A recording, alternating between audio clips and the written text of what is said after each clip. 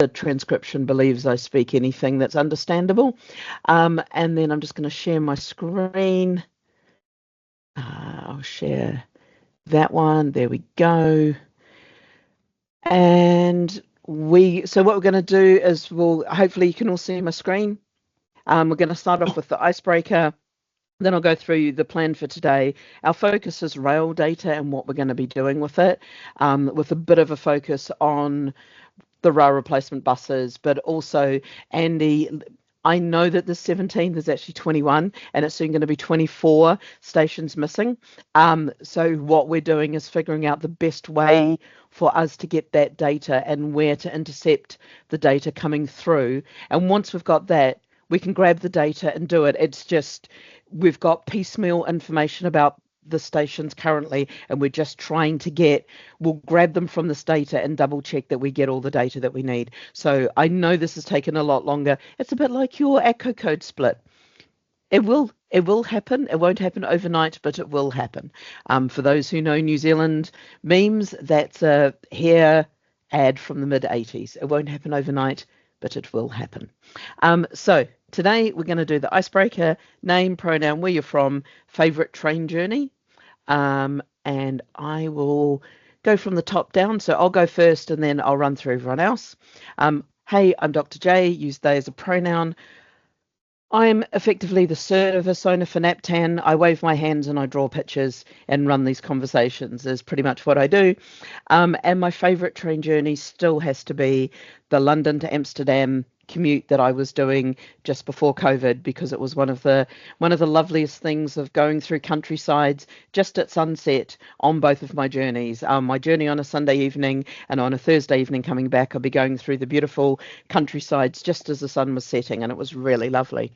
So, Andy, you're the next one up. Hi, I'm Andy. I am a he, him. I am from National PCI, who is owned by the local authorities of mainly the Southwest, but several other bits as well. We also host others like West Midlands, Gary, and Mersey Travel and stuff. My favourite train journey is from Paignton to Kingswear. It's a steam train, and it's fantastic. Excellent. I will have to come and do some steam training as day trips this year. Gary, you're the next one up. Hi, Gary Leake. He, him. I am from Transport for West Midlands, part of the West Midlands Combined Authority. My favourite train journey at the moment is probably the 1712 from Birmingham Snow Hill to Dorridge. It's a Chiltern Railway service. And because I have to go there, that's where my mother-in-law lives, in Dorridge Way. I do that about once a week, and because it always arrives at the station 20 minutes early, so I get to sit there for 10 or 15 minutes, choose whatever seat I want, which means when I get off, it's about a 3-metre walk to the exit, and my wife is usually, hopefully, sitting there in the car waiting to pick me up. Nice and fantastic. Easy. I love that. I love the precision of you knew exactly which. It wasn't just a train journey. It was a very specific train at a very specific time. Yeah. I love that specificity. Jonathan, you're the next one up. Hello there. I'm Jonathan Bigwood. I'm he, him. I'm Senior Public Transport Officer for Central Bedfordshire Council. Also look after data for our neighbours at Bedford and Luton boroughs. Favourite train journey? Probably any from London to the south coast. If you want me to be specific, I'll go with Victoria to Brighton. Nice. It's a nice, easy journey, that one. Lauren, you're the next one up. Hi, everyone. I'm Lauren Roberts, she, her. I work with Dr. J in the NaPTAN team as a product owner. My favourite train journey, I don't take many trains these days, but I always remember liking the Leeds to York via Knaresborough, because you go over the Knaresborough viaduct and it's very pretty. Yeah, it was always a very nice train to get when I used to do that often when I was at uni. Yeah, that's me. Nice to meet you all. Thank you. Richard, you're the next one up. Hi, yeah, it's Richard Hall. I work for ITO. We deliver public transport data to customers, including Google. Pronoun he, him. Favourite train journey. I was very privileged about 10 years ago for an opportunity for a trip in Norway from Trondheim to Buda. I don't know if I pronounced that right, but it's about 700 kilometers in length. But it's a really splendid, scenic, long train journey. And on the day we made it, we crossed the Arctic Circle, and the temperature was recorded on the train was 25 degrees. So we were very lucky with the weather that day. It was a Oh, wonderful journey, and I'd love to do it again sometime. that sounds amazing. I'm assuming that's one of the ones where they show with the snow just being showered over the train in the winter when they go through those ones. Yeah, they'll have a lot of darkness up there in the winter. Yeah. We were there in the summer, so we didn't see too much snow on that day. And Dave, you're the last one up for this today. Hi, good afternoon, everyone. Yes, Dave Weston, pronouns he, him. I'm an associate with WSP, but I'm representing the West of England Combined Authority on this call. So I work as a data manager for WECA. My favourite train journey would have to be a steam railway as well. It's the Kidderminster to Bridgnorth, sort of privately run railway, short distance there, but it's near where I am, so it's quite a nice place to have a train journey, I think. Amazing. I am looking for day trips from London because I can't leave Fred alone overnight at the moment. So if anyone has nice train journeys and that also have steam trains involved that you can do as a day trip from London, please just drop me a line and let me know, because I would really appreciate that. So we are focusing on trains today, but what I'll first do is I'll just go through just the very quick housekeeping. I do this, I know you all know it, but because we're putting these up as recordings, it's just really helpful for anyone who's coming along and it's their first time, they can kind of find everything. And then today we're going to be going through rail data. So I'm going to go through why we're doing what we're doing, what we're doing now, next, later, and even later. And then we'll have the usual feedback corner.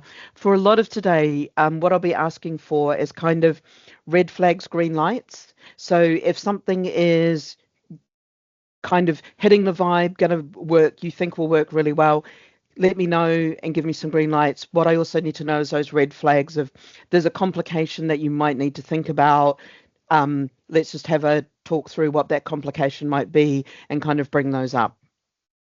So how to stay in contact with us at NaPTAN.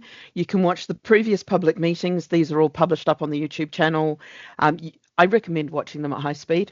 There's a lot of, although there's lots of really interesting discussions in there, it's just because they're all 2 hours long and we are discussing the finer details of NaPTAN. You can also follow us on Eventbrite, which I'm sure you've all done, that just allows people to find out about these meetings. You can also sign up for our newsletters. These go out about once a month. We also use that newsletter list if there's any outages or issues with NaPTAN that we need to let all of you know about. There hasn't been any for quite some time, but it's just really good to know, even if you're not that interested in the monthly newsletters and what we're doing, it's really good to be in there because you'll get told of any outages and what's going on.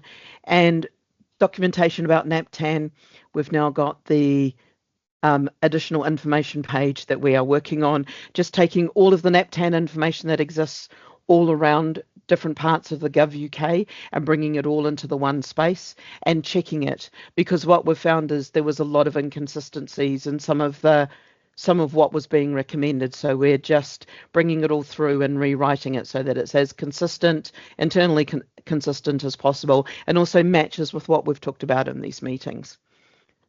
And thanks to Andy, everything's now locked, so you're not going to accidentally move things on the mural, but feel free to add stickies and add notes.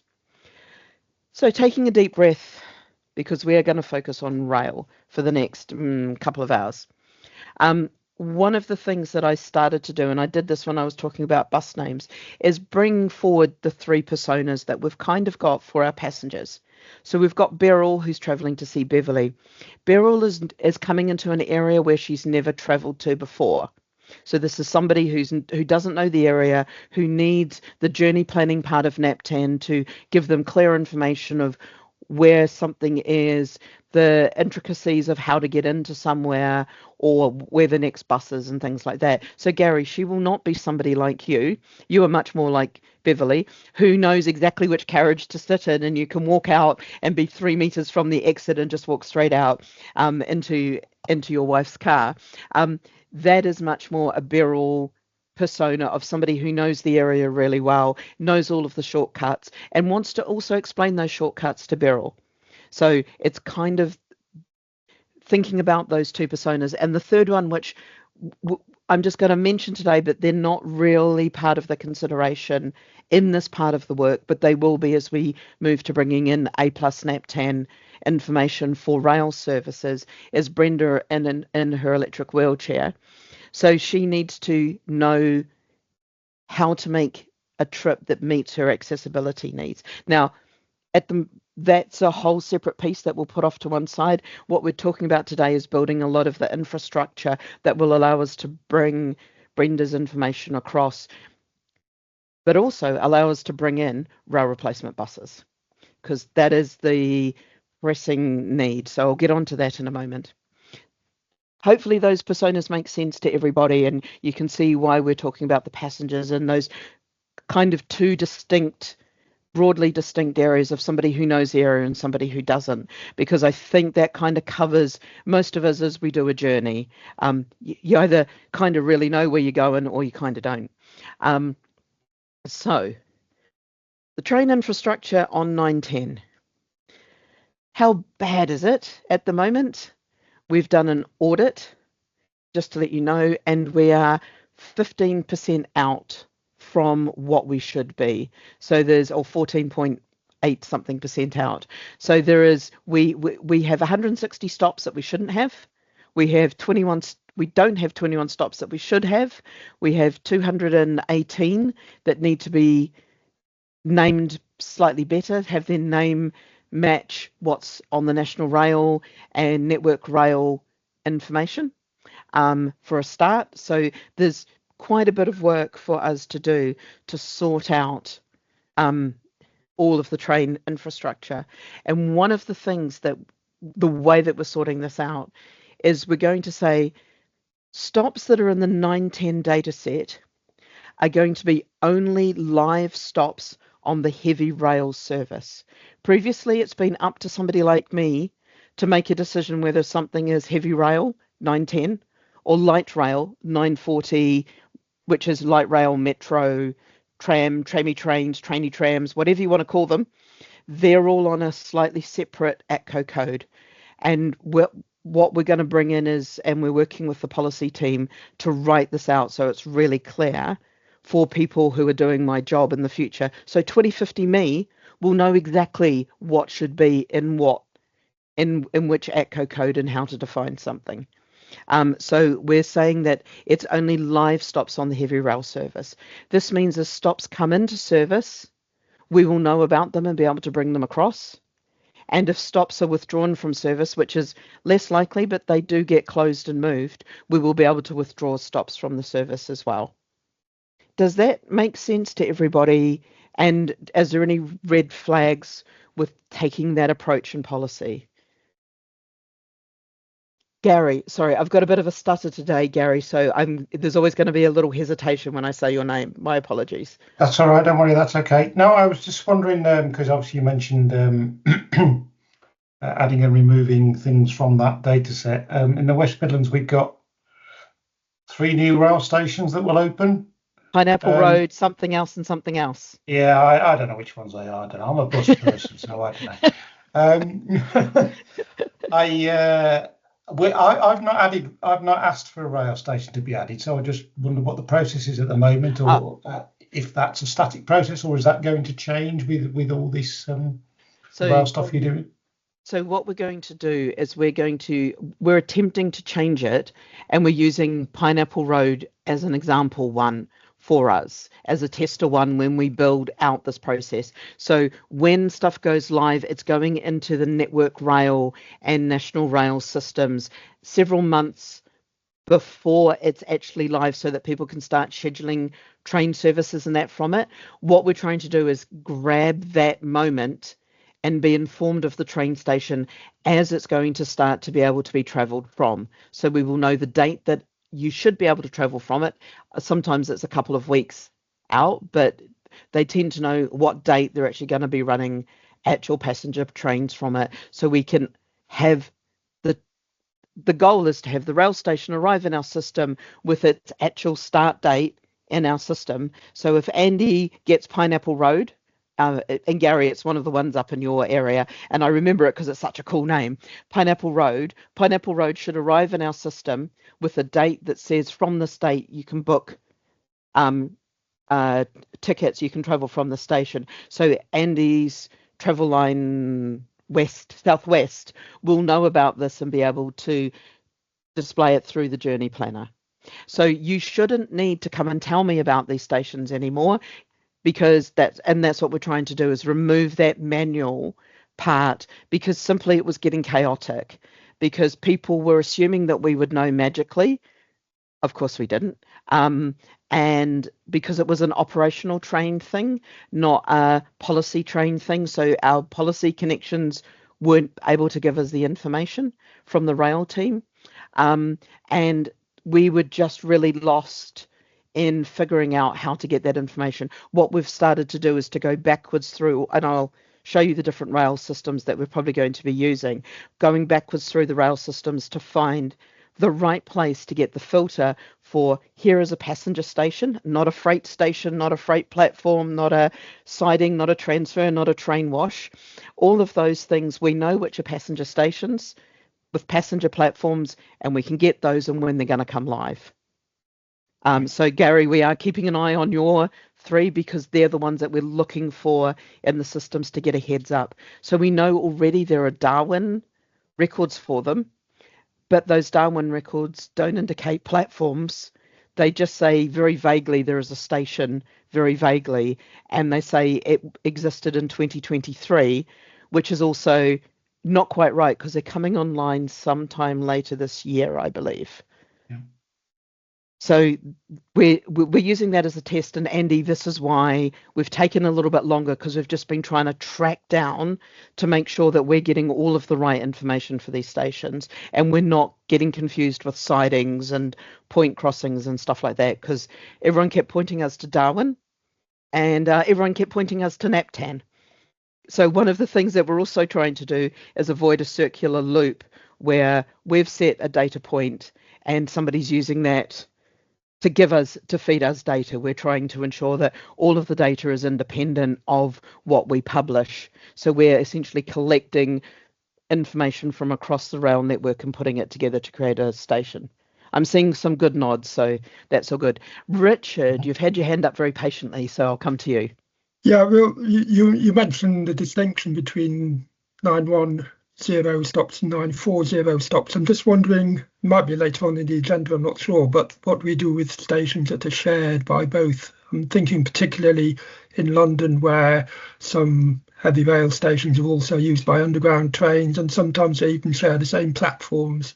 Yes. And they will share entrances and things as well. So yes, the Chalfonts and Latimer problem. Indeed, Those are, and I'm not going to say the edge case. Well, they're the edge cases in that they're like a 10% edge case. They're not a edgy case. They're one of the big edge cases to solve. I'm going to come back with some responses, but I'm going to mock those up and discuss those properly next time. I have the idea, very much like Chalfonts and Latimer does now, is there will be 2 records, because you need to know whether you're catching a train or an underground, whether you're catching the Elizabeth line or another rail thing from that station. So there's going to be little bits of complications, especially with the Elizabeth line, because it's now London's boundaries have become even more porous. And because with bus stops, they're actually quite porous already. With rail stations, they become incredibly porous. TfL extends itself quite wide. They'll soon be, hopefully they'll go north and south as well. It's which ones are included and which ones aren't, because currently some of the stations like Moorgate is effectively an Elizabeth line station, but it's not officially an Elizabeth line station because it's at one end.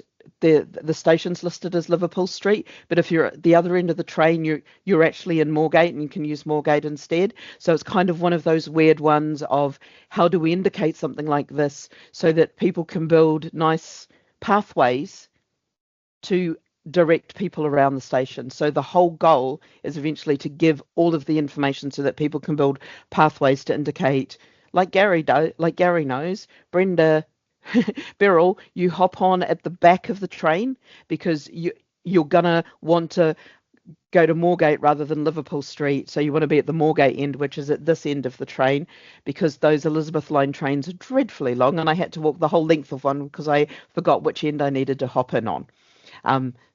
That's why it's top of my list. But these are all complications that we're going to have to work out, Richard. The other complication is I want to devolve the 940 stops off to the people what own them, because Gary knows when they're putting in, I think it's Gary, it's probably Dave, somebody is putting in some nice new stations eventually on the Leeds tramline loopy thing. And they will, when those come in, they will need to be put into NaPTAN. They won't be in for 5-10 years, but is a nice lead time for us. It's probably a doable lead time. But what we want to do is ensure that they're not having to come to me, because there's no independent records like there will be from Darwin, etc. for those stops. It's all going to be from your systems. So we want you to own that data and be able to do it. So Jonathan, if you are coming to me for the Luton Parkway, aren't you? I eventually want to give you the Luton Parkway to put in by yourself. I actually wasn't going to mention that. I was just going to sort of say, having thought of the complications at Chalfont, whatever it is, have you thought about Wimbledon as well? Because within what from street level is a railway station, you've got South Western Railway trains, you've got London Underground, you've also got the Croydon tram link.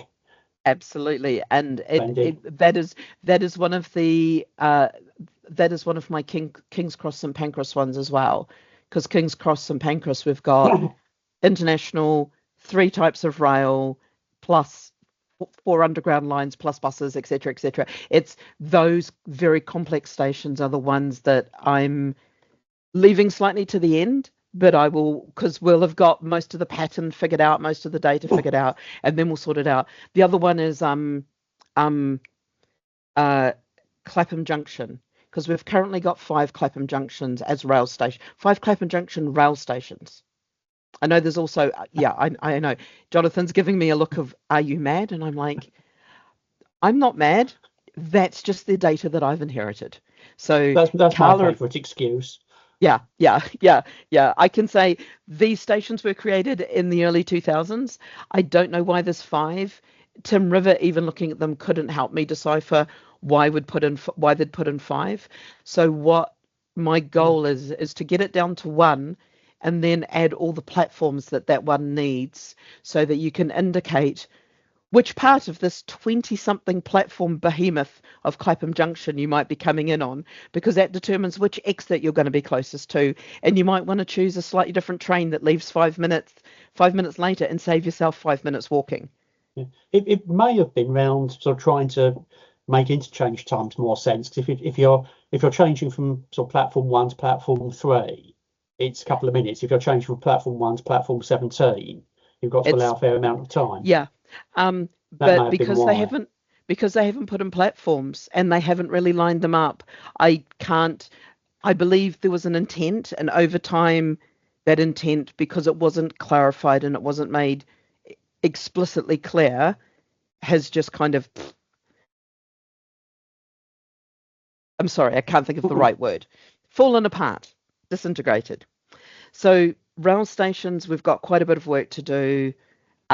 What I also intend to do is, as we take stations out of service, we're doing them via the managed removal. So if they're in any kind of published service that's up on the system, here's Dan. We can't remove it from from our system. Our systems, as Andy will remember, you can't remove something that's in service. So I may have to contact people and say, hey, look, you're using the wrong Clapham junction. Could you move to this one? And that will just allow us to move everything to the right Clapham junction and then get rid of the other ones and then put in the platforms, which is a later thing. Dan, welcome.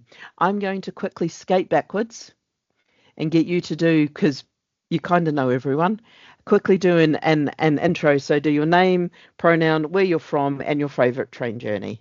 Oh, I thought I'd missed this. Oh, that's a shame. Yeah, Dan Saunders, he, him, from Basemap. We're kind of, I guess, a software data aggregator provider.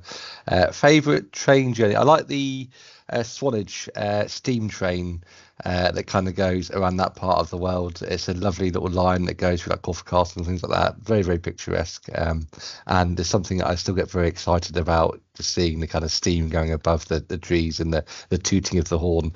So yeah, that's probably my favourite train journey.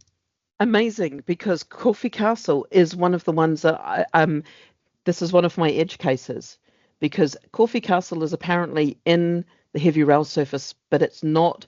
It's in NaPTAN, but it's not in the National Rail Networked Rail feed as a station. Now, this is one of the things that I'm going to go and do some investigations of, but that may very well need to end up being a 940 station rather than a 910 by this new policy maneuver. So Dan, what we're doing is we've figured out that if we get a feed as the stops come through operationally, the 910 stops are only the live stations on the heavy rail transport systems. We're going to get that feed, and by policy, rather than having to make a decision about every rail station, we've got a general thing of it's in this feed, it's in the 910 data set. If it's not in this feed, it's in the 940 data set. If it's actually current, or we use managed removal to take it out of service. So there's a real nice hard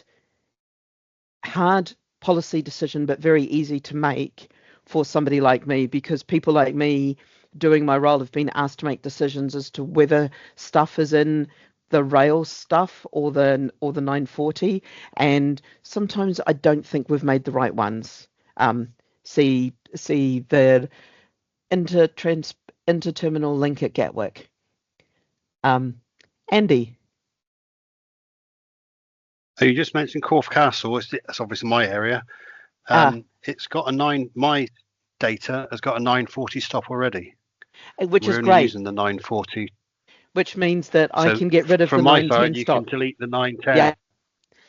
Yeah, and this is part of it. For those ones, I will come through and just be putting a list in the monthly newsletter, which you can all sign up for. See about 5 minutes into this call.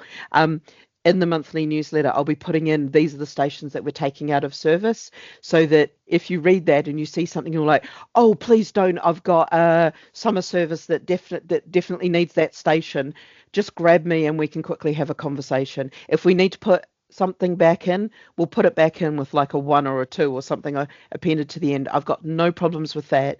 It's just we just need to clean out the 910 so that we have the right number of stations at least, because we can't be this far out of where we should be. Because once we know that we've got a station, we can then start to putting in the rail replacement bus stops. Now, this is a whole new thing. It's going to be an addition to the NaPTAN schema, and this is done because there's PSVAR and PSVAIR regulations, and the PSVAIR regulations came into line in October last year, and there was an exemption made for a year for rail replacement buses. And what this is that when you're on a bus, when you're taking a bus journey or a coach journey, but rail replacement buses are considered buses even though they're coaches. When you're on a journey, you need to know where the journey is going to and the next stop. So, for example, if you're going from York to Newcastle to Edinburgh, trust me, it's taken me a long time to learn that that's a possible rail replacement bus journey. You need to know that you're on the bus to Edinburgh and it will stop at Newcastle and then stop at Edinburgh. Now, that is quite And we could almost do that with rail stations. However, of course, there's edge cases and complications. There are some rail stations that don't have rail replacement buses. So we're having to figure, we can't just use rail stations because we need to say, hey, this rail station does not have a rail replacement bus. There are other alternatives that you need to use. There's only a handful of them. I think there's less than 20, but there's some up in the Highlands. There's some in the Norfolk Fens because people go walking from them. There's one that's in the middle of an island in East Anglia. I think I'm saying that because I don't know the country still. East Anglia, that's an island, so essentially its rail replacement bus is a boat. And essentially, if the rail isn't running, you just don't go there, or you grab a boat. So there's these little complicated ones that mean that we can't just replicate the railway station. We've got to put in rail replacement buses as a separate entity. That also allows us to be a little bit nicer to people who are planning rail replacement, because if, for example, if you're traveling from York, you can go north to Edinburgh, north to Glasgow, I believe, and then south to London and south off to somewhere that's not London, Birmingham. I'll just say Birmingham. I have no idea whether that's a possible, but those will be leaving from different stops. So we need people to know, if I'm leaving from this stop, this is my route, and I can go to this stop to find it. So we need to be able to give people who are having to plan journeys some of that information, because that then allows us to put accessibility information on top and let somebody know, hey, there's going to be a rail replacement bus. Unfortunately, where you're going to pick it up from ain't going to be accessible. You're going to have to go and talk to somebody and get them to book you a taxi to make the same journey. So there's those little complications that we can start to build in if we can get rail replacement buses in. Does that make sense to everyone with rail replacement and why we're having to do, I'm not going to call it the insanity, but something that's not quite urgent, but it's urgent because of the legislation? Is there anyone on here who does plan rail replacement buses and organise rail replacement buses for the area? Andy, you probably just get told this train journey is rail replacement-y by the TOC, right? Yeah.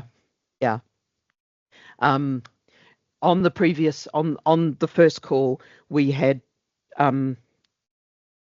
the lovely guy from Newport Buses who sometimes joins us, and he does some rail replacement. So we're probably gonna go and have a chat with him about how they go. Richard.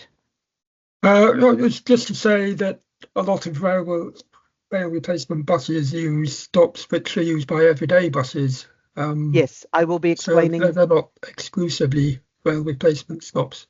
Yes, I will be explaining some of the details of that in a moment as we go through. Yep. The next ones that we need to put into rail is putting in platforms, because there's 3 platforms. There are 3 stations that have 1 platform. We know that those stations actually have more than 1 platform, but we need to put in the platforms, because otherwise we can't bring in any accessibility information, because the National Rail Accessibility Audit was at platform level. So knowing that platform 17 is beautifully accessible, 17 and 18 has a really nice lift, but knowing that if you land on platform 19, there ain't an accessible way off that particular platform at the moment, that's really important information for people to know. So that's information that so we need to get all the platforms in the right place. Now we've got good access to Darwin and getting a really good understanding of it, we can start to bring that across and build that in. So we're looking at how we do that. It's already exists in the schema. We may need to make a few little tweaks, maybe soupçon of tweaking to make it fit. Because we've got to do the length of the platform as well. 4, 6, 8 bigger than 8 platforms, because that lets people know which ends to come in on. As well, and how far they need to walk down the platform, because that's quite important, especially when you've got a platform with lots of short trains on. Knowing that it's a short train platform is kind of useful. There should be about, I just need to turn off show cursors. There should be about 10,000. That's a rough estimate. that's assuming around 4 platforms per station. It's undercounting for some and overcounting for others, so it should average out within that ballpark. I'll let you know as we get a bit closer what we've got. And then what is potentially the most contentious on this call is going to be the rail station entrances. Now, one of the things we've realised, every local authority got to do its own rail station entrances. So effectively, there's 148 different ways of doing rail station entrances. Some people have done them beautifully. Andy, of course you have, where all rail station entrances are indicated in the right place with the right number of rail stations. Some rail stations don't have a rail station entrance at all. We've been finding quite a few of those. We've got rail stations where there's 3 entrances, but only one is shown. When we went through this in the other meeting, some people were putting down the rail station entrances as where the boundary was between responsibility between National Rail and the local authority. So it was put at a boundary point, which was in the middle of a car park or the middle of a road rather than the actual entrance. So let's just say there's quite a wild variation there. Jonathan is going to tell me how he does railway station entrances. No, just a thought occurred to me sort of at a sort of slightly higher level. Is this going to have the possibility to add times of day to rail station entrances? So I know with some stations, this entrance is open when the ticket office is staffed. When the ticket office closes of an evening or on Sundays, the rail station entrance is somewhere else, but that entrance is only open when the ticket office is closed. Or is that a question you'd really rather I hadn't asked at this time? That's a question that I know that I'm going to have to solve, and I haven't gotten much beyond it because that is not currently available with the rail station entrance entries. So we're gonna have to figure out how to do goodly times of day. And what I was hoping, and just give me 2 seconds to bring up here we are. I'll ignore Brent Cross West and go to, because I have found the best station ever. Guess what the best station ever is called? Best station ever is called Beverley. Of course it is. Because Beverley is now becoming a meme. So one of the great. What's that? I live near Beverley. Oh, wonderful! So you can help us do some scouting out and making sure that Beverley be good. So all of this information on this website is actually available in one of the data sets on the Rail Data Marketplace. What we are currently doing is validating where all this information comes from, just to ensure there's no loops back to NaPTAN. We've found one already, so we're just trying to go, okay, if we get the data from here, we ignore this field because it's referring to us, and we don't want to be a snake eating its own tail, or Orebus. We don't want to be a snake eating its own tail. So what we want to do is ensure that there's independent checking of that. What it does give us, if I go to station map, this map actually is quite good. It took me a while to figure it out, but in fact, there's 3 entrances. There's an entrance here, there's an entrance on the side here, and there's an entrance that takes you down the side. And you think, that's not a bad map. I'm just going to go to maps and we'll go to Beverley. And this is the sort of information we can get. Beverley Railway Station. Here we are. It should know that I'm here all the time. So Beverley has some, and Richard, this is probably some of your work, has some platform references because it understands it's got platforms. What it doesn't quite so easily show, but it kind of shows here. Here is one entrance. There is another entrance just here, and there's a third entrance here, but they're not showing on the Google maps at all because they're not bringing in the entrances. But when I put PEG on there, you can see this walkway. I'm not sure of the width of that, whether it's actually an accessible width. Lauren, I might send you down with a tape measure.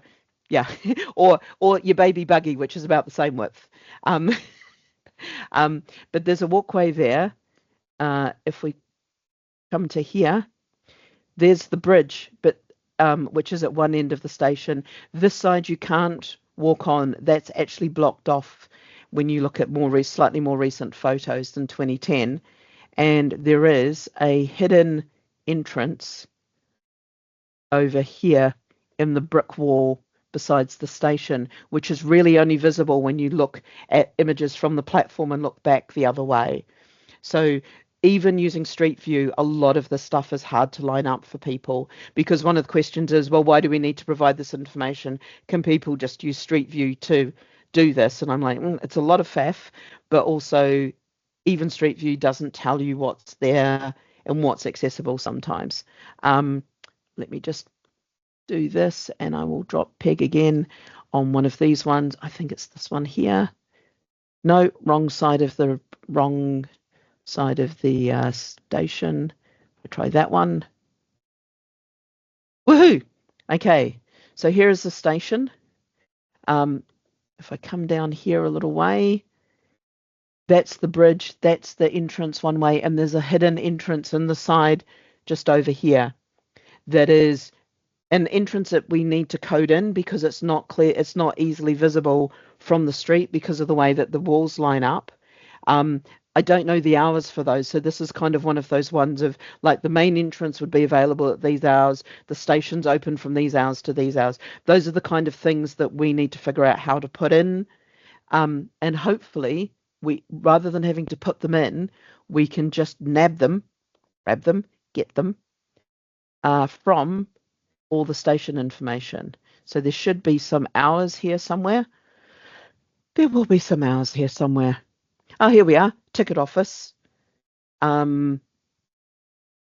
Accessibility and support has a degree of step-free access. This is some of the stuff that we're trying to kind of bring across in different ways and ensure that it's available to people. And I think and the rail replacement services pick up and drop off on station car park, but the station car park actually has 3 car parks. So now I realize when you look at the street view, it's actually kind of a little bit clearer that it's those 3 car parks are literally 1 car park. But when you say it's in 3 car parks and the data that they give us in a car park and the data that they give us gives us 3 car parks, that kind of leads to some of the other stuff that we're going to be playing with. So that's why, but our focus is also getting those station entrances right, because they're really key to knowing, hey, if you've already got your ticket and you've got a baby buggy, you could just walk on the side here and you don't have to do the extra faff. Or if you want to get onto this platform, you've got to go all the way around the station, across the bridge on the road, and in the funny little side thing that doesn't look like a station entrance. So those are some really interesting pieces to try to figure out how we're going to. Yes, chum, it's all good. Fred's just popped out to scream at me. Richard, your hand is up. No, you mentioned Google. We've done some work on Google to improve what people see when they're planning a journey on Google Maps. I think it's true to say you don't routinely see station entrances on Google Maps, but maybe if you were to plan a journey from somewhere close to Beverley Station and involve travelling on a train to somewhere from Beverley, you might see where the entrances are in the itinerary you obtain from Google. Yeah, and so one of the things that we're trying to do is, because we've got the information of where the entrances are from National Rail, because they do know where those entrances are, we're trying to surface that into the rail data set. So because it's open data that's available to everyone, all we're doing is joining up information that already exists. So the information is in various parts of the rail data marketplace. We're merely pulling things across and putting together, here is where National Rail, who built the station, says there are the operating hours of that entrance, and we'll figure out how we do that. Yeah, maybe National Rail would be a better place to tell us where the entrances are rather than relying on local authorities. Yes, exactly. And that's why we're moving to pull that information from National Rail, because we're also recognising that a lot of the local authorities, A, y'all are doing tons, B, y'all are focused on bus stops, and some of you have thousands of bus stops to look after. And there has been a wide variety of how a rail station entrance has been coded in over the years, and I don't want to make you all have to go back and recode a ton of stuff. What this will mean is there will be a double entry for rail station entrances for some time, and then we'll work with local authorities to get them to remove it via managed removal, but there will be multiple, and the thing will be just use the one from 910. If it's not got 910 on it, if it's a rail station entrance that doesn't have the ATCO code 910, then you know it's not the canonical. This came from National Rail. It's this is somebody's best guess as to where it might be. Sometimes those guesses will be the same. Sometimes those guesses might be quite different. Does that make sense to everyone? I'm seeing some nods, so I'll throw it over to Andy. Well, actually, that answered one of my questions. How do we get rid of the ones we've already got? Because all of mine are in. Of course How do they we are. stop people? How do we stop people screwing them up? Google, for instance, Bristol Temple Meads has been totally screwed up by someone, because everything we've done, as in Wecker and Bristol, all of our stops are in the right place. But when you look them on Google, they're in the wrong place. Andy, I suggest you and Richard maybe have a longer conversation on that. That is one of the ones I know that it's on our list, very much like Heathrow was, of let's go through and have a look with everyone, because that was a really, really good exercise that was done in Heathrow, of going through and mapping physically where all the stops are, working with all the local authorities involved and everyone involved to ensure that we got it down. I still have some bus air there, which is a 1967 problem that I need to solve. You think I've got complications? Wait till you hit Heathrow. Because the multiple trains that arrive, also the bus air. Also in 1967 there wasn't a train station yet, so they put a random bus stop in and called it a train station, and I want everyone who uses it to move to something else so I can get rid of this random train station that is in fact a bus stop. These are things that I will be slowly working on. Lauren's looking really perplexed, and it's like, yes, welcome to working on problems that's older pretty much than most of the people on this call.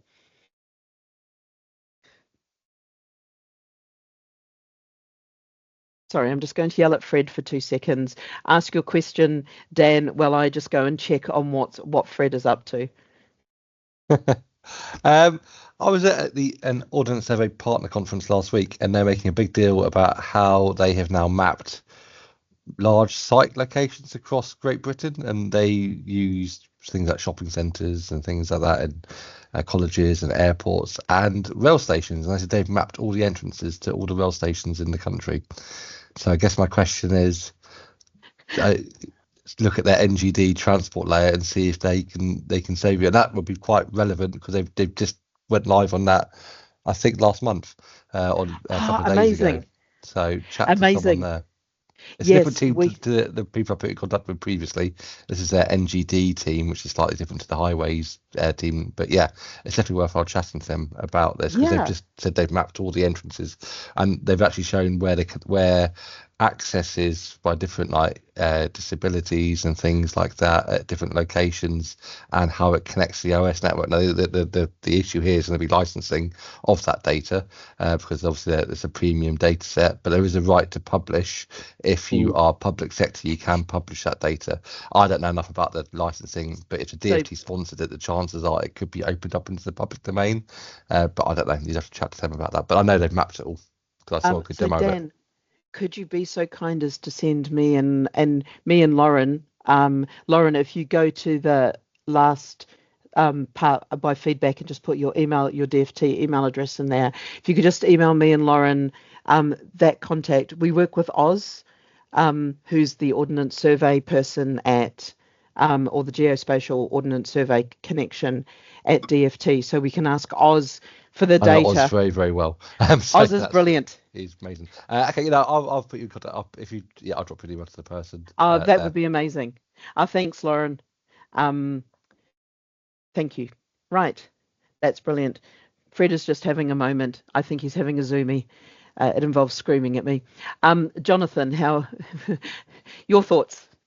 All I was going to say on the subject of Heathrow, I think that's probably a historic thing because you can book through from a real railway station to Heathrow as one ticket because there's a rail air coach from Reading to Heathrow.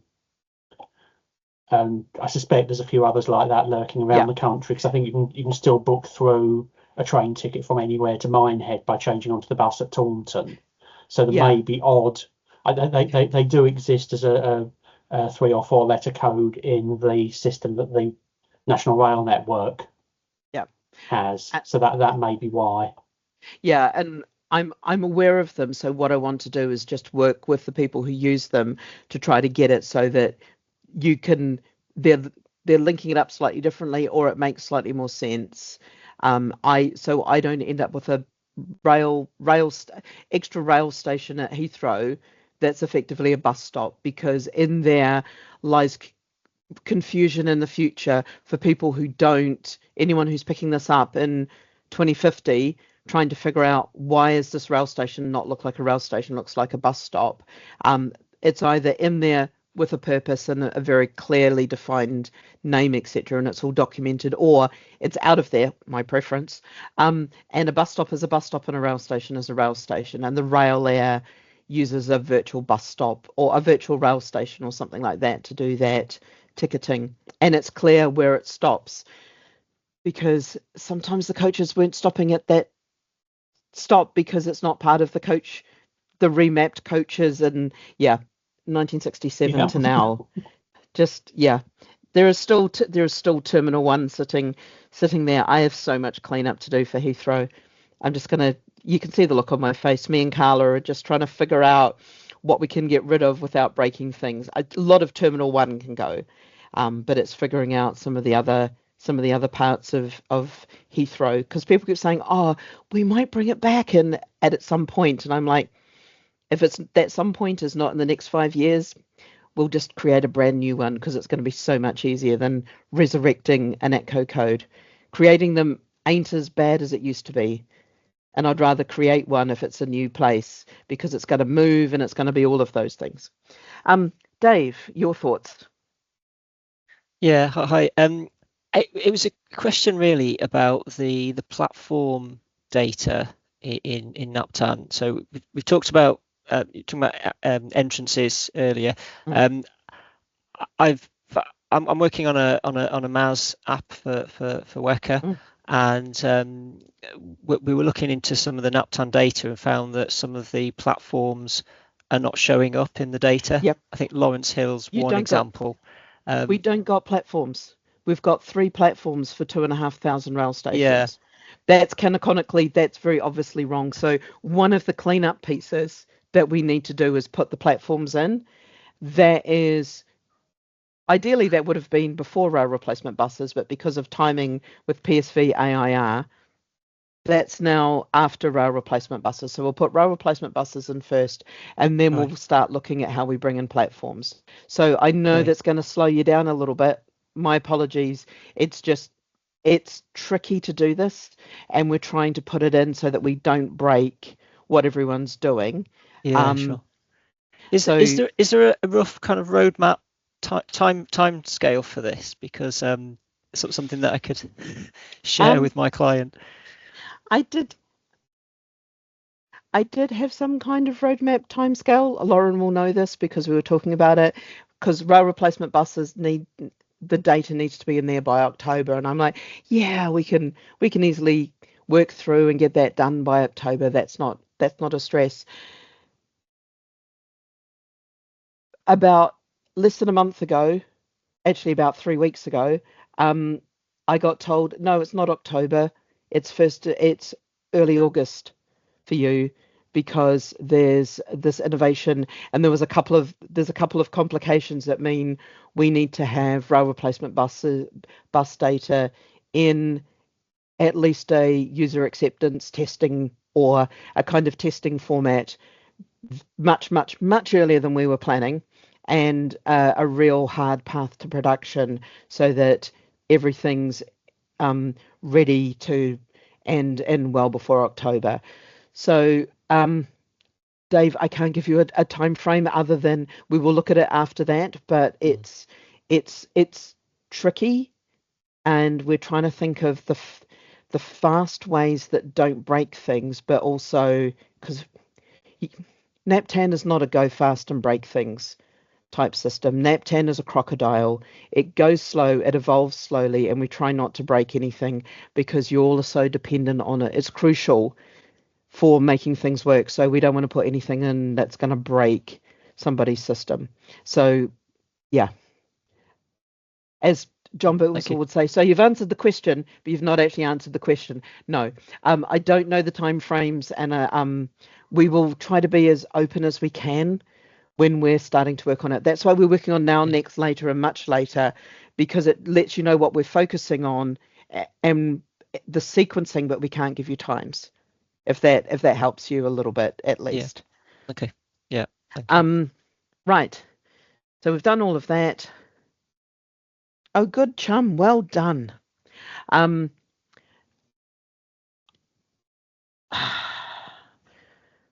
need to go clean up. Sorry, my cat's just been sick. Can we take 5 minutes?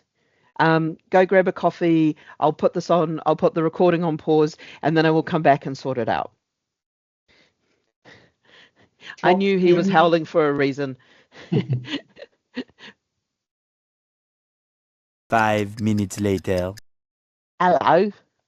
Hello. How did you come across Beverley Station? I just put in the word Beverley. Because I was like, what's the chance of there being a Beverley Station? And it just popped up. Yeah. So, yeah, it's kind of, it's also one of those, well, also, you know that I spend every day looking at the list of stations, and I was just down the list of stations and noticed there was a station called Beverley and went, oh, I wonder what that station's like. Small world. Yeah. So, yeah, I wouldn't do Beryl traveling to see Beverley at Beverley. I would always try to use something else because otherwise it's too difficult for people. Andy, should I now start building nice breaks into these meetings? Because I've never seen you. Obviously, you're running for a coffee, and I'm like, I'll start building a break in at about an hour that doesn't rely on the cat. That's a brilliant idea. I've often put a bucket underneath my desk, but I haven't had to use it yet. Oh, please just do a be right back and a back if you ever need to run away. But yeah, I'll start putting breaks in because I also needed to stretch my legs because I get told off for sitting too still by the doctors I spend too much time sitting still. Yeah, he's all fine now. He's now like, right, I'm going to eat my way through every bit of food possible. Pets, can't live with them, have to live with them. So I'm just trying to reconnect my mural, which is playing up. Oh, here we go. So we've gone through all the different parts of the rail station. I'm just going to go through the 4 personas, because there's now one for me, of what I think you will want. So I've got a local authority in there, which is our standard John who does it all, because they're the core of the local authorities. I know that we've got 4 or 5 personas for them, but we use John who does it all just to represent all local authorities whenever we have to look at them. As John who does it all for a local authority for NaPTAN, I want to be providing high quality data and putting my time into the right fields so that I'm maximising the results for passengers of my work on NaPTAN, which I feel is kind of like a relatively nice, simple goal for anyone who's working on NaPTAN. So Andy, I think that's also what you would like. You want to be putting effort into the right fields and not fields that people aren't using, the ones that are making sense and the ones that are providing the best value. As Neil, who has depots, as Neil, who plans routes for a large bus company, I want to be able to easily select the right stops for my routes so that I publish accurate routes for my passengers. So this is one of the reasons for putting rail replacement bus stops in as a separate data set to the standard bus stops. It means that if you're planning rail replacement buses, you don't need to download 400,000 bus stops and try to sort through them to find the right ones. You download about 2,600 and small change stops, and you can easily find the right ones that you need for planning your route that probably goes from York to Newcastle to Edinburgh. You need to know those stops. Is there a place from Newcastle? There's obviously places between Newcastle and Edinburgh, but of course I don't know any of my geography. One of the Midlothian stops, if there's an intermediate stop and there's 2 rail replacement buses, the person who wants that intermediate stop at the Scottish borders will obviously need to know that they're on the right bus that is going to go to that stop. So going from Newcastle to Midlothian to Edinburgh is a slightly different journey than Newcastle to Edinburgh. So being able to indicate those 2 different buses and those 2 different journeys is really, really important, so that you don't end up in Edinburgh when you expect it to be somewhere in the middle of the Scottish borderlands. And the last one, we use Amy and Mike for Travelline for our default journey planners. I know that Andy does journey planning. We know that different people do, but we tend to use them as an example. As Amy and Mike running Travelline, I want to be able to easily search routes and stops from the passengers' inputs so that I can accurately direct passengers to the best route to take between places. So this is trying to ensure that we, as NaPTAN, have the right information, and it's coded in the right way, that if a passenger is putting in Beverley, they'll be given Beverley Rail Station, and the bus stops around Beverley Rail Station and things like that. They won't be given random Beverley bus stop and things. So it's kind of helping Mike and Amy with their system make the right choices with the data that we provide them. And finally, there's me. As a service owner of NaPTAN at DFT, I want to ensure that the NaPTAN data we publish is of the best quality so that data consumers trust in NaPTAN data. Because that's one of the things that we're trying to drive towards, is that NaPTAN data is, for whom does this data goodly, will be one of the questions that I will be constantly asking. This data that Andy's putting time in doing and creating, who uses it? How are they using it? Are they using it in the way that Andy thinks, so that the data that Andy's putting in is matching how somebody wants to use it? And is that a universally understood use, or is that something that we've got 148 plus different variations of? For those who don't know, there's 148 ATCO codes. So that's why I use 148 quite a lot. So what I'm going to do is just quickly go through now, next, later, and talk about what's being implemented and where we're at, so you get a sense of it, and then what's next, later, and then even later than that. So what is currently being implemented? We've done an audit, and we know that we've got 160 stations to remove. Carla is currently working on building out the different tranches. So the first tranche is going to be the closed stations, the ones where the name says closed. It's kind of a bit of a dead giveaway. They're kind of the easy ones to take out. Andy's laughing, but it's like, yeah, we literally had to start at the basics of, let's go for the ones that we know are closed. Then we've got duplicate stations, set 1 and set 2. Now, set 1 is where, how to describe this? There are multiple Paddingtons. There are multiple London Paddingtons under different ways of writing London Paddington, or Paddington London, or Paddington London Terminus in the NaPTAN data. Yes, Jonathan, it is that bonkers, because somebody hasn't had the policy structure that we're putting in place that says you get the name from here and the name matches here, because this is what National Rail calls it. So it's going to be called that on all the signage that they do. So don't call it anything but what National Rail calls it, because that's going to be confusing to people. So we're taking out those. And then there's a lot of duplicate stations where there's high platform, low platforms. We'll do some investigation to figure out, are some trammy trains? Is one of them trains? Is one of them trams? Are both of them part of the same station, and it's just one of those stations that's 4 platforms that's slightly spread out because we just aggregated for 4 platforms and decided that's where we're going to put a station? these are the questions that we'll have to ask for all of those, and have a real close look at what we close and which one we close of the 2 or 3 stations. Very much the Clapham Junction problem. Then the next one is adding in stations. Now, the adding in stations may happen while we're removing some, but we will have those added in stations. I know I keep saying it's coming, but it's taken some time to work my way through the data sets, Andy, because everyone kept pointing me to NaPTAN, and if I'd had a pound for every time I was referred back to, I should go look at NaPTAN because it's a really good data set, I would actually be quite a rich person. And I'd probably be able to afford to come down and go on many rides on steam trains, which is my summertime. Woohoo! Yes, absolutely. And then the last one is we've got 218 stations where the names are a bit bonkers or a bit broken. So Lancs rather than Lancashire, all kinds of weird things. So one of the things that we may need to do there is either look at removing the 47 character limit. So here's 2 options. Red flags, green lights, please tell me.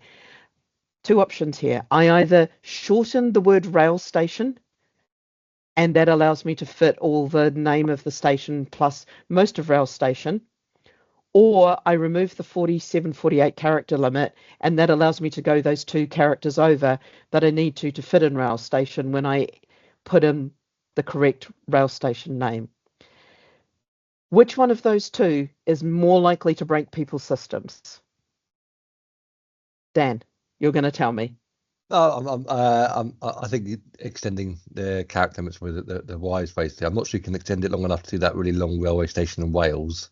I can't remember what that is. Yeah, no, I'm not going to attempt it. Or something like that. But Yeah. I always think if you start shortening things and you have different rules around it, I think I'd go for just accept more characters. I think that's the easiest way to go about it. And one of the things might be, and this is part of the only place that I can find that limits that actually cites the limit is in the CSV file regulations, and that was something from quite a while ago.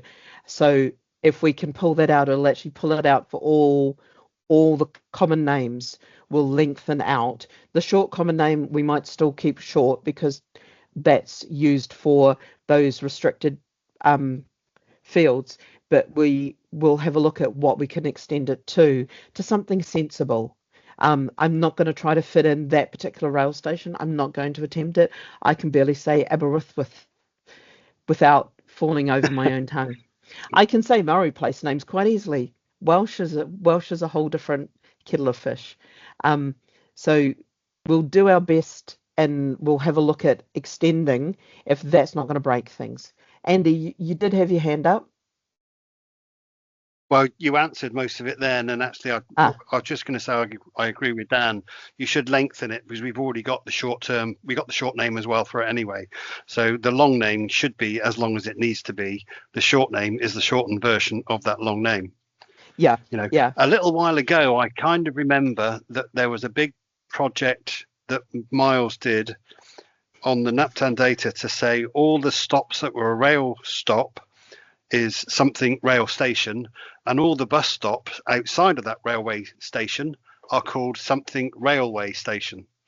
So rail stops are rail station, bus stop outside is railway station. I don't know if everyone's done that. Mind, I know we did. I fear, so when you say not so long ago and say Miles, we're probably talking at least 10 years ago. Oh. Yeah, we're talking sort of not long ago, 10, 12 years ago. Yeah. I just wanted to check what you meant by not long ago. So I want to figure out, because I know we need to have rail station. I think rail station and railway station, how are we going to do that? And what I also think is I will, in the first instance, name all the rail replacement bus stops station name RRB, because then it's really, really clear, even though it's repeating something that's in the coding, it's just going to be really clear that this is a rail replacement bus stop, and just calling it an RRB. is going to help you. And also, if you do something like that, when it comes to doing something programmatically, I can say if name has RRB at the end of it, the last three characters are RRB, replace this with rail replacement or something like that. That's also quite easy for journey planners or anyone using the data downstream and other systems to be able to do. But I also want to make it clear for the people who are starting to use NaPTAN probably for the first time, because you're a coach operator who very rarely does rail replacement buses, and you've now got this little doodad that's come from Innovation UK that allows you to do the audio and visual announcements on your coach. You're going to have to download some data and do some little piece. I want to make it as clear as possible for them that they've got the right stops, and this leads us on to the rail replacement bus stops. So the MVP, every station will have a rail replacement bus stop, because that's the easy thing to do. We can. My internet just played up. Bear with me. I'll just start from the top again. So I'm assuming that we didn't get it. So the MVP, all stations are going to have one rail replacement bus stop. And what we're suggesting is that we use 200 metres, and we'll do some testing whether it's 200, 250, whatever, but we have that large circle, that large radius around the station, rather than our usual bus stop has a very tight radius. I think it's around 20 metres or so used in BODs and used by the AVL systems. We're going to suggest having a very large circle so that you get somewhere within that circle and you found the rail replacement bus stop. It could be a person in a high vis. Some of them are. It could be a nice post and stand. What it can also be is in the car park when they have emptied the car park. So this is really important. This is why we wanted to avoid getting people to put them in as standard bus stops, because what we didn't want is somebody accidentally putting a standard bus route to drive into a car park that's full of cars, because that don't end well with buses versus cars and car parks. So that's why we've gone for this solution, just thinking of the practicalities there. The first release we will do is we will then remove the rail replacement bus stops where they don't exist. So those first two are probably going to be super close together, but it's just the first bit of data you get will look like what the 910 should look like with these rail replacement bus stops in. It may not be published properly in NaPTAN yet, because we're still going to be working on sorting out and finishing the audit, but it will be what the 910 should look like and all of the bus stops. And then we will take out the ones where they don't exist. And then the next one is we need to figure out how we validate rail replacement bus information, who we get it from. We've got a person who builds rail replacement bus services has gotten in contact after listening to these recordings and has actually got better information than the National Rail website for where some of the rail replacement bus stops actually are, because what they put on the website and what happens in practicality can be slightly different as well. Not by much, but enough that if we want to map them down to a decent AVL kind of limit, because you need the AVL to trigger the announcements. You need the AVL to trigger the timing and the announcements and to know that it's coming close. So there's going to be a little bit of figuring that out. And then identify the cases for release 2 onwards. So these are the ones that we'll get in touch of, kind of figuring out the ones beyond 200 metres. So there are some stops we know that are quite away from the station, so we'll need to put those in. When there's more than one rail replacement bus stop, there's one going north over here at this entrance and one going south over here at this entrance, we'll put those in because we know about them, and we get those details. And when they're at an existing bus stop, we'll put a rail replacement record over the top of the existing bus stop. Ideally, and this is something funky that we'd like to do, if the existing bus stop moves, the rail replacement stop should move with it. that would be wonderful and ideal and very funky. I don't know that we're going to be able to do that for quite some time, but it also means that you don't need to change anything if you're working just on rail replacement buses. You know where you're going to stop, and it will say standard stop or something, but it's going to also be the rail replacement bus stop. It's going to be the same, so you don't have to do a lot of recoding. You don't have to go and hunt through a whole pile of stops from a local authority to find the right railway station bus stop to know which one you're stopping at, because that's a lot of extra understanding of NaPTAN that we don't want to need. A lot of people won't need if they're just doing rail replacements. Does that make sense to everyone? So we're just trying to provide a very simplified service so that people have the information. So they've got the stop, the location, what it's called, so they can do announcements and all of those things. They don't need a lot more than that. And it's almost like a little simplified bus stop, because their routes of it, their routing, their route, I can never remember which way around you say it in this country. The schedules that they create and the bus routes that they create is going to be very, very simple. It's going to be 2 or 3 stops. They may also need to be able to change where they're going on the fly. So, for example, and we know this from talking to people who've done rail replacement buses, if they go to a station and they're driving north past a railway station and there's 3 people who need to stop at that railway station, they will just do a little diversion to do that. And so what we need is almost the ability to quickly reconfigure on the fly, add in the station on their systems, so that they don't have to, or they just become the default, which is person with a whiteboard and a loudspeaker saying the next stop will be this. But that's a lot harder for people who are looking at a screen because they're deaf to realize they've got to look at another screen. So it's just, how do we keep all of the information in that spot and allow for that spontaneous extra plan? Again, edge cases that we've got to consider so that whatever is delivered is really, really super simple. So these are much, much simpler than your standard bus journeys, because there's a lot fewer stops on the route. There's also that a lot more agency and autonomy given to the bus drivers and the coach drivers, because they're not. It's like if the rail tracks are down for some reason, especially if they're emergency rail replacements, there's often also problems on the roads. For example, high winds and things like that. So people are having to do slightly different routing and things like that. So just allowing for those kind of things. I don't believe these will ever be in BODs.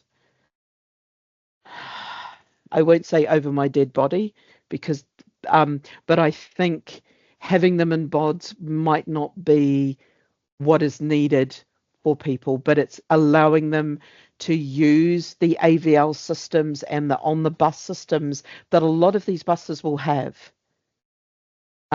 Because remember, First and a lot of the big 5 also run rail replacement buses with their spare capacities on the weekend, or spare capacities because they're running slightly fewer buses. So they can use some of those buses that aren't scheduled for maintenance and that to run rail replacements. They've already got the AVL machines. They just need to be able to load up a bus route, a very simplified bus route to call out. So it'll be, how do we keep it so that it's usable on those systems as well as the new systems?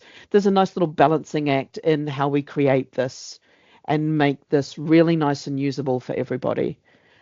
Does this make sense? Red flags, green lights will be really, really good. Dan? I've got a slight addition. I like everything that you said here. It sounds great.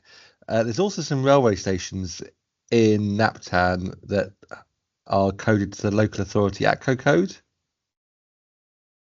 Are you aware of them? Oh dear God. So send them to me, please, my love. Please, my lovely, and I will find them. Here's one just here. So this so basically someone asked me a question randomly today, why the Northumberland line, which is this new railway line in Northumberland, why the stations aren't in NaPTAN. And I was like, oh, okay, and let me have a look and see where that is. And there's about 5 stops that have been created, but all against the 310 code, which is obviously Northumberland. And their common name was this railway station. So yeah, I'm not sure where that is or what's. Let me just go in and have a look. You're seeing this live people. You're seeing this. I know that I rail against the CSV file, but it is the fastest way of doing this at the moment. And what I want is a better Love report. CSV. Oh, a better. And my Chrome just crashed because why not? I'm in the middle of a call. Why not do that to me? Just let me restart my sharing in a second. Share. This is the joy of Chrome and oh no, I didn't want maps, I wanted sheets. One of the reasons I'm doing this in sheets is because the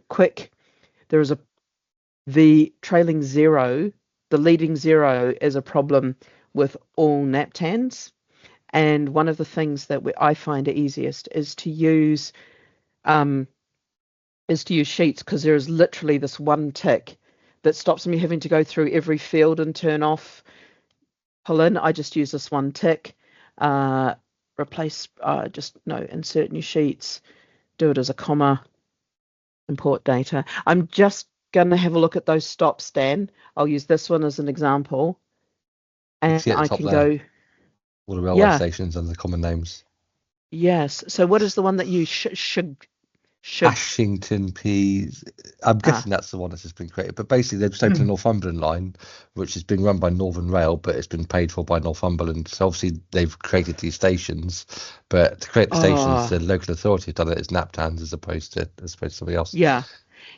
And so these are people that I should go and have a conversation with about what's 910 and what's 940 and just have a chat. I'm just going to grab this and go hunt for it, because then we can go have a look on Google Maps and get a better idea of where it is. Unless, Richard, you're about to tell me you've found it and you're going to give me the Google Maps. The stations on the Northumberland line are there because I asked for them.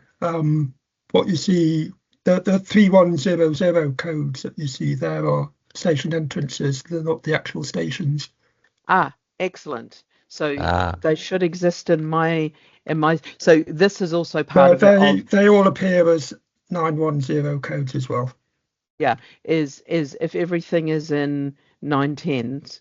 What have I done? Where did my sheets go? I had a sheet here somewhere. I have done something. They don't appear as 910s. I couldn't find anything in the data that had that. Although if you give me 2 seconds, I can go have a look. You so might need to go Ashington. right to the bottom of the file to find them, because they're all new. Okay, so here's Ashington, which is cool. Let me just go. I will confirm this for Dan. So what I will put in is 910. I've done this so many times. Add, download. I've got to select a file. Oh, that's fun. It had a file type. That's just because our page loaded and had a little cookie sitting there somewhere. Let me just add it. File, import, upload, browse. And you can see, I've only downloaded it once in the last couple of weeks. I want to insert new sheets. It's a comma, and I want to take that out. Towel, and it will jump in. And then if I go Ashington, so what I'll do is I'll just put a filter on there and go find, and I just want this ASH. Yep. ASH. ASH.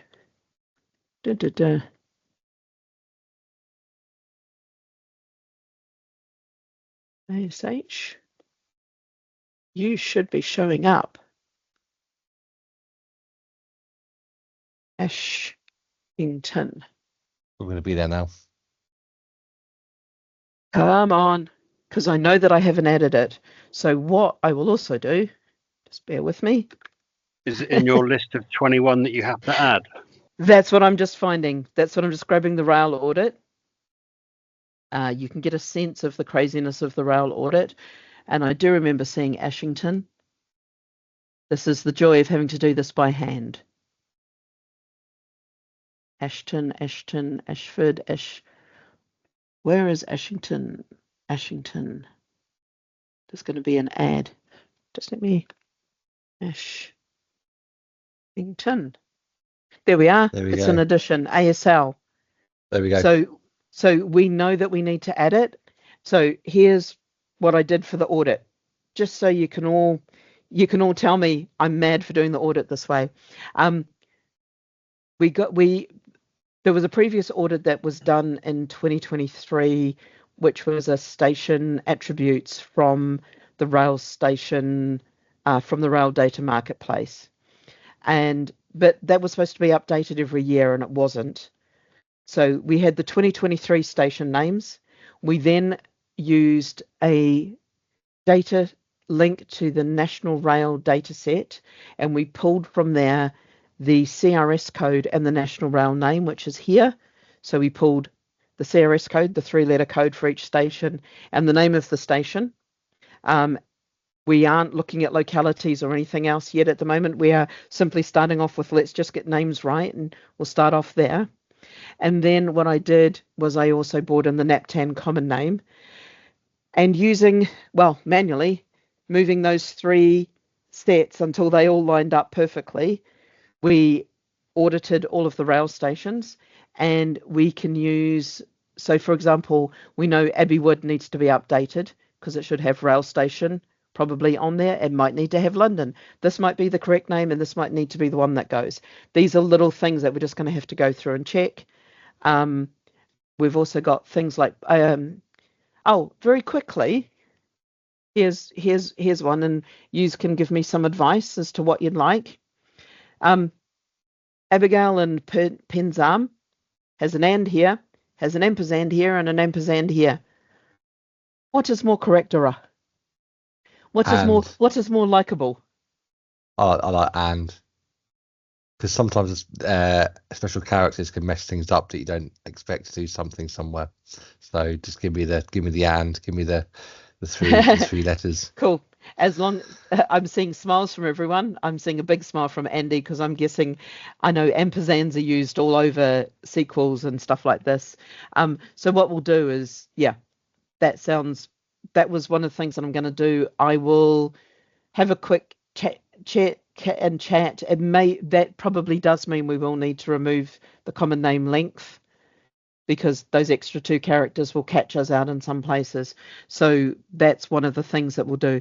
What I'm planning on doing is creating a mock-up of what the 910 will look like once we've done all the changes, before we go and do the changes, and that'll also have the rail replacement buses on it. So it's kind of like a double check. If people are totally have critical things, get in touch with me and Lauren, because then we can give you access to this mock-up as soon as we get it started, so that any of these changes, anything that's possibly going to cause you concern, we can be on top of it and do some and give you early access before we publish it and break your systems, because that's not my job. Job is not to break your systems. So that makes me happy that we found Ashington and it's on the ad list. So yes, they've got rail station entrances, but not rail stations yet. So Dan, that's why they're in all over the show. I guess from our issues, the downstream users of our systems aren't able to route there because we choose NaPTAN to be the source of truth of where the railways are going effectively.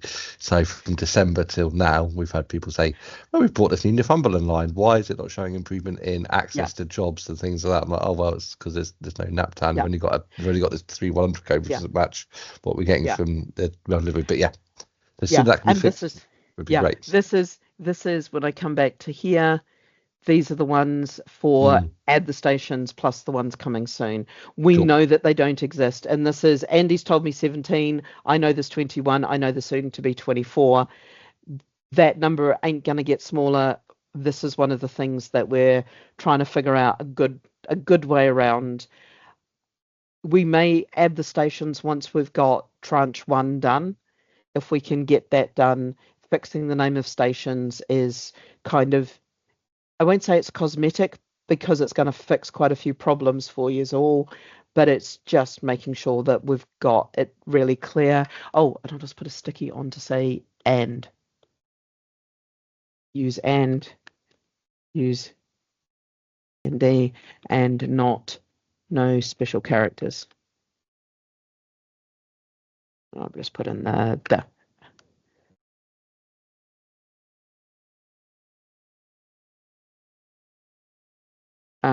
There's the occasional dashes in names because there's some funky names around the country. We are going to be putting in slightly stronger checkers for free text fields, just to make sure that you can't have the Welsh problem of occasionally you end up with weird characters showing up. We're going to try to capture that a little bit earlier, because plain text is not plain text is not plain text. And I can send you out that really cool, there's a very cool YouTube video about the problem with plain text, of that it's not plain text. Jonathan, you look concerned. Yeah, I was just going to ask whether apostrophes should be banned as well, because I know they can come out weird on some journey planners. I was just trying to think of there is a station in South East London called St John's, but officially it doesn't seem to have an apostrophe. I know St James's Park on the London Underground isn't consistent even within the signs at the station. No. Apostro. Oh, good grief. Let me have a look at it, and I'll come back to you. I know, and I call them the doot and the not doot, because there's doot doots. Sorry, there's a single quote and a double quote and a thing that looks like a single quote but's not, depending on what font you're using. There's been issues where the thing that looks like a single quote but not will cause a failure when you're trying to upload. So we are capturing that one. There's quite a bit of use of single quotes, especially for street names and things like that. So whatever we put in for rail stations will also run in for bus stops and street names and things like that. So I think we need to put in a single apostrophe but not two apostrophes at the moment, because there are some street names with a single apostrophe in them, I'm afraid. Andy. If we're looking at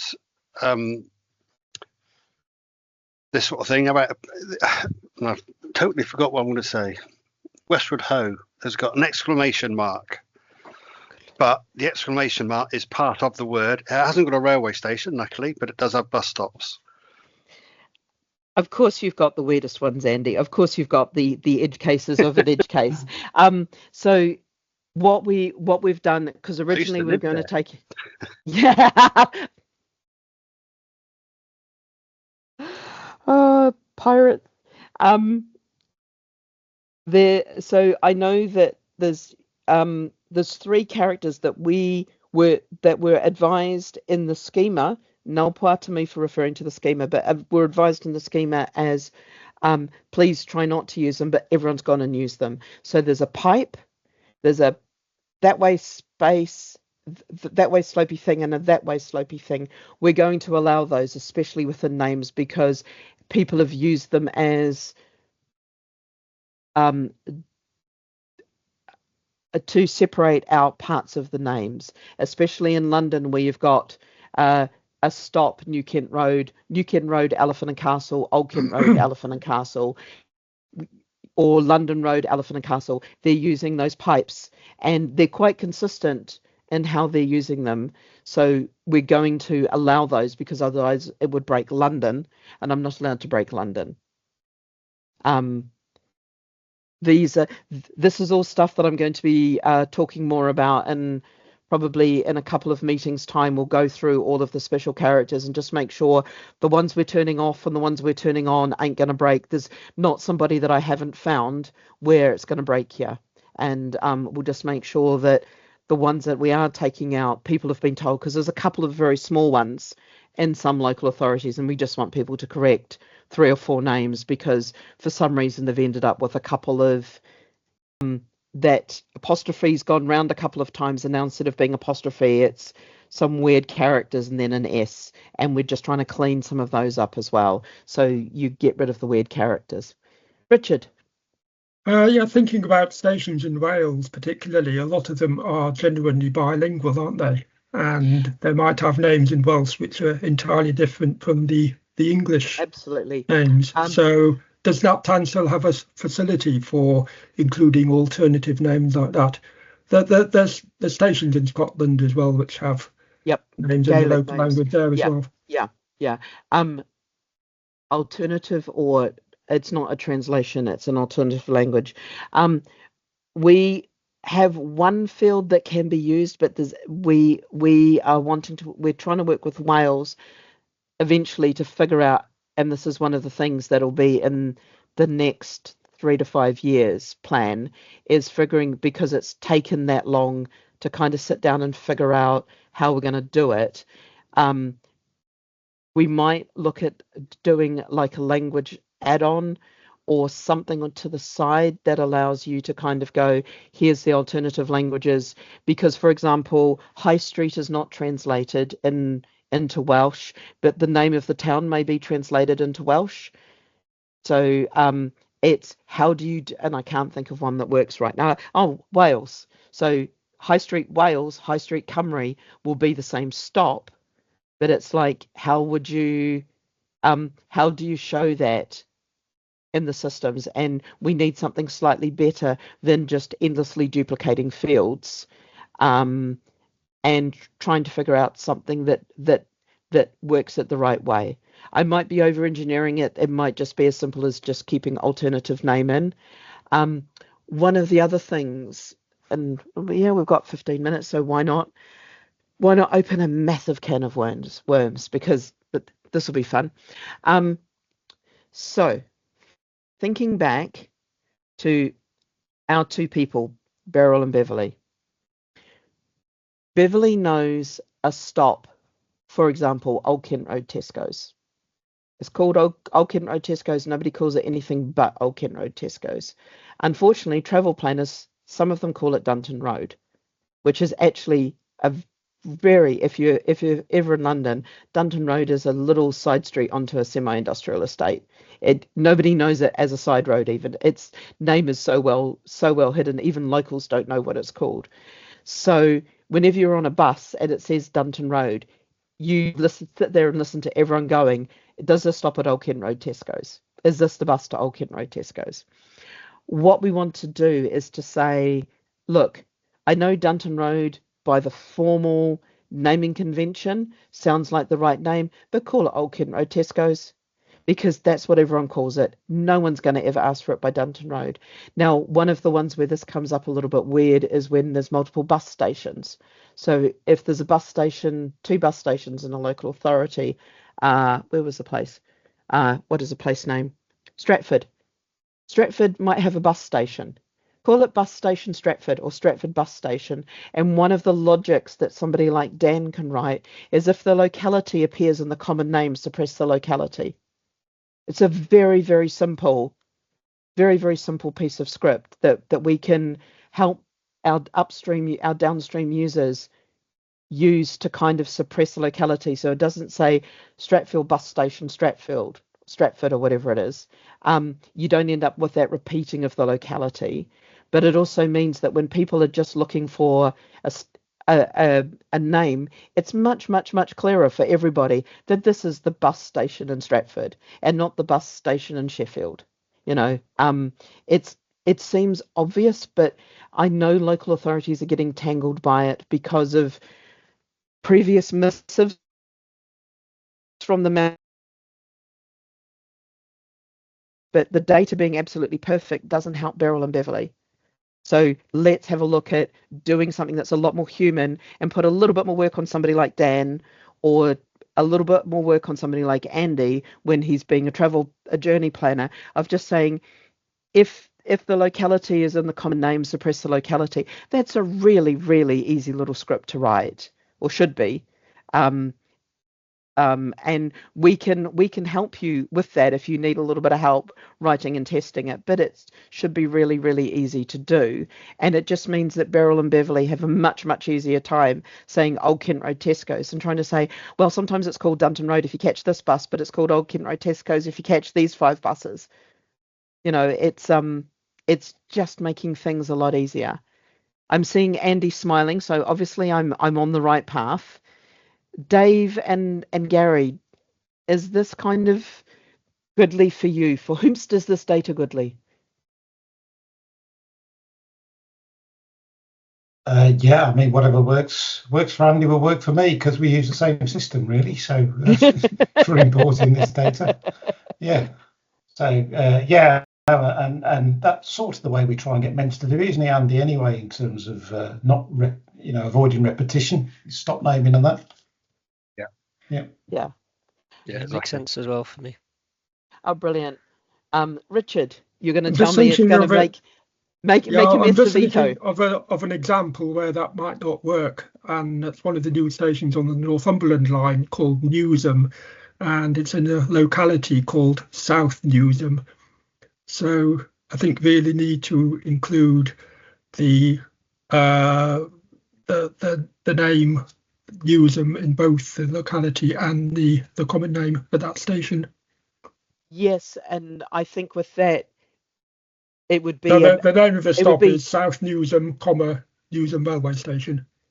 or and this could be one of the things where we need to look at if the full locality is repeated rather than just a partial part of the locality. Because if the locality is South Newsham, then it shouldn't see itself as being repeated. And it's about the quality of making that matching. It's much more. I'm just suggesting you need to be a bit careful by taking that approach.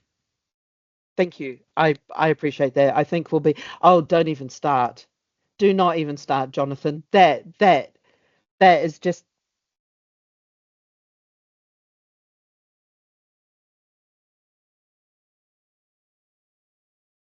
It's not Battersea Power Station. It is simply Battersea. Well, it's Battersea Power Station. Battersea Power Station. Full stop. Not station. Even though station is the correct name. At least London had some sense. But yes, I don't. Is it Battersea or is it Nine Elms? Because this becomes one of those finer moments of you don't want to live in Battersea, but you want to live in Nine Elms. So is Nine Elms the locality that you put down for Battersea Power Station, even though Battersea Power Station is literally in Battersea by its name? Do not open that box of worms. You're not going to get Luton Dart will go to the back of my queue for this. No, of course it won't. It's one of those ones that's off the top of my list to go onto the 940 give it to you to organise list, which is also one of the things that's on the longer list of planning of how do I devolve stuff so that Jonathan can go and play around with the Luton Dart up and down because it's technically a funicular. Oh, Andy, your answer for your funicular is you don't need to put it in as a 910 or a 940 because there's actually, and I'm nullifying myself massively here, there's actually a code within NaPTAN for funiculars. So if it's technically a funicular, you can manage it all yourself and fill your boots with it. Fantastic. I will find you the code. In fact, if you give me 2 seconds, I'm just going to go and look in the funicular. It's FUNQLR.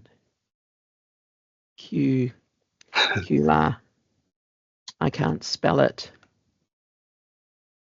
No, I can't spell it today, and it's not finding it for me.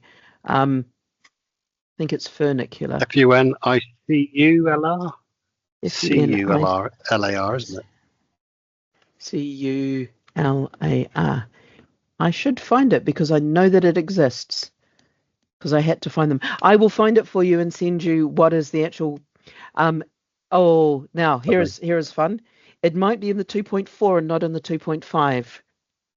because there's a couple of little variations between the 2.5, which has never been used, and the 2.4, which is kind of used, almost used now by more than half of you. So, here's another interesting problem coming up for us all. Take a deep breath. Very soon, more than half of you will be on NaPTAN 2.4. When do we start the whole thing of everyone should be on 2.4 NaPTAN and not 2.1 and 2.2? Because I can make the 910 and the 940 2.4, which actually tips us over the 50% mark of the 148 local authorities. I might not, simply to avoid that tip over into more than 50%, use 2.4 NaPTAN. I'm also not too, I also don't care that much, because one of the things that I'm thinking of is we can actually we can do some funky stuff in the future where we take in whatever you give us and we can put it out in whatever format you want it in. So we could start to say, hey, you want NetX? We can build you a NetX from all of these fields, fill your boots, which means that local authorities can give us the data and we can provide that translation. Lauren's looking confused, and I will go through this time we catch up. I'll go through this whole idea, but it's to currently what we take in, we publish. What we want to start doing eventually, and this is the long eventually, is we'll take in whatever you can give us, because we know changing your software be a really difficult problem. But we know that Dan wants more funky stuff from us. So if we can make it into the funky NetX version for him and give it to him as a JSON-L or something like that as an API, Dan's going to be like, every Christmas has been delivered. So that's kind of where we're a longish term vision of where we might go, because we're having to do some stuff in the middle now to make A+ NaPTAN work, to fix up plus bus. Oh yeah, forgot to remind you, there's 2 plus bus data sets. Do not use the one in NaPTAN.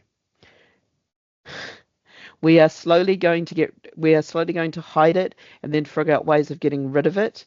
But do not use the one in NaPTAN, because the one in NaPTAN not be matching what is coming out of plus bus itself. So what the plan is we will slowly hide what we've got in NaPTAN, which is helped by us rebuilding the 910. We'll hide what's in NaPTAN, and we're going to work with Mike and Amy and Julie to take their plus bus and bring it down and find a way to publish both NaPTAN and plus bus together. So there'll be P plus NaPTAN, plus bus, or NaPTAN plus P, NaPTAN plus bus. No, can't do it that way around. It's got to be plus bus. No, too many pluses. P plus NaPTAN will be the thing that works. Simply because we know that getting NaPTAN to match what's up in plus bus is never going to happen. It's a massive piece of work for everybody, and it doesn't make any sense to put anyone through that data cleansing, data fixing problem. So what we're going to do is just figure out a different way of doing it, because coordinating 148 plus of you to do something ain't going to happen. Gary's like, yeah. Because as of, I think, sometime this month, you can now purchase plus bus tickets via some journey planners, and that's why I need to be super, super clear. Do not use the plus bus within NaPTAN. I might, when I can't do color on our notifications templates. If I could figure out how to do color, I would do a big red banner just saying do not use the NaPTAN version of plus bus. I just realized it's the first, so I've got Lauren and I will have to start writing a newsletter soon of what we're up to, so you can all see what's been going on. So we've got about 3 minutes left, or 4 minutes left. I was just going to quickly run through the stuff. So this is what's being implemented probably within the next, and I'm just going to say time period, because time means nothing to me, in the next time period, these are the things that we're working on. We've got a deadline for some of them that's quite hardcore to get at least some data set, to at least get a data set in people's hands, even if it's not quite the production live version. There will be a data set available. If you're interested in journey planning, especially if you're interested in rail replacement buses and sorting that out, get in contact with me and Lauren, because we'll put you on the user testing list for that. The next thing, which we're planning, because we now got the data, how do we bring in platforms? What's the way? How do we find the right platforms and don't accidentally bring in, oh, the choices from Darwin: junctions, signals, platforms, rail platforms, and signal boxes. Oh, crossings. And there's something else in Darwin as well that we can bring across. We just want passenger platforms, so we're just having to figure out how we identify them and how we bring them across. Also, how we indicate where they are physically in the world. And I think, Dan, this is where that connection is going to be really useful, but also because that will enable us to do, this is the length of the platform. If you want the shortest way in, you hop in this entrance and you're basically on the platform without having to climb up and over and do all the other work. But you need to have your ticket. So if you ain't got your ticket, you're going to have to do something else. So understanding where ticket gates are and things like that is also going to be a bit of a problem. Later will be entrances. Entrances are not going to be in this first run. They'll probably be a little bit later. Don't get too worried for the moment. We'll get them sorted. It's currently a matter of finding them, and I think Dan may very well help us there.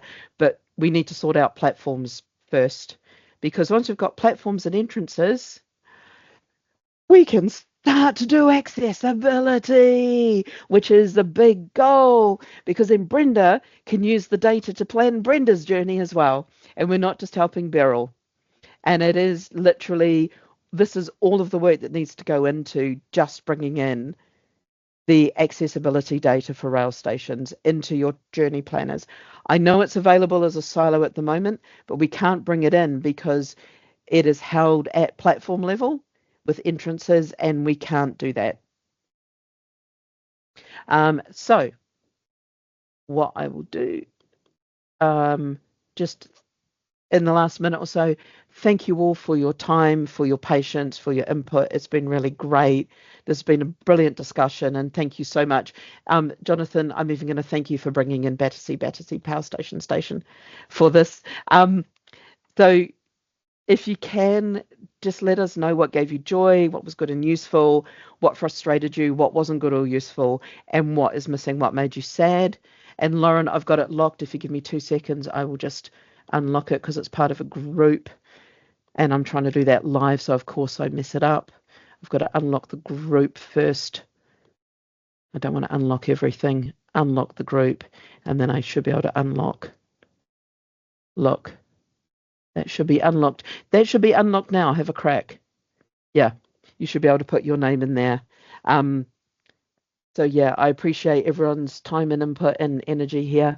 I'm going to stop sharing, and I will publish this up in the next probably couple of days, and I'll send out the email. The email probably next week with the next meetings. I know March turned into April, and April will turn into something else because of holidays and things like that. So I appreciate that sometimes the names of the meeting months don't quite line up. If there's anything you particularly like us to talk about at the next meeting, drop me a line. I believe it's probably going to be data quality. For whoops does this data goodly? May very well be the question that we ask. Yes, I know there's no such word as Humstead. It's a Salinas brought about by Gen Z. But I think going through that and having a really good discussion of what are the next pieces that we want to work on, and looking through those those exclusions in the text fields, and who, if there's still anyone that this is going to impact, will be really, really useful. Cool. I will stop recording. Record and transcribe. Stop recording. Stop.